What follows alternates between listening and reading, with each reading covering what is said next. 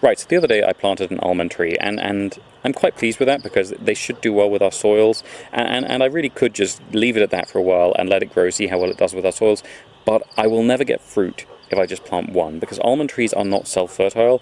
You cannot get a variety usually to pollinate itself. It's just a sort of fundamental barrier that the wild ancestor has to basically the worst sort of inbreeding. So although they have male and female in the same flower, on the same tree, that will not self-fertilize.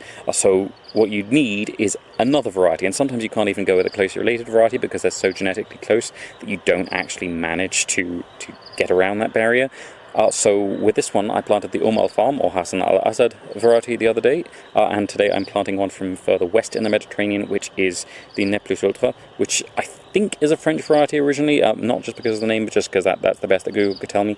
But as far as I know, this one has longer chilling requirements and is more heat sensitive. I mean, almonds generally are not the most heat sensitive of all the prunuses. So that I've got a plum now trying to flower for the second time, that I've got nectarines and peaches growing, should be more of a heat problem.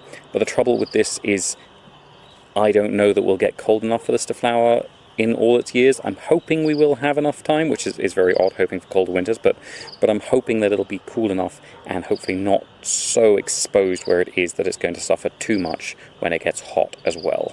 I am again planting it quite close to my deep pond, which should give it quite a good drainage, because this is a sort of sunken pond, which means that when we get heavy rainfall, a lot of that will flow off the surface and into the pond, and a lot of it will drain into the pond from around the roots of this without it having to sit wet, which is something almonds really do not like. In terms of companion plants, we're going relatively light here. We're just going to be going with a piece of the Aloidendron tenueo, which is one of the fence aloes. It's a climbing one.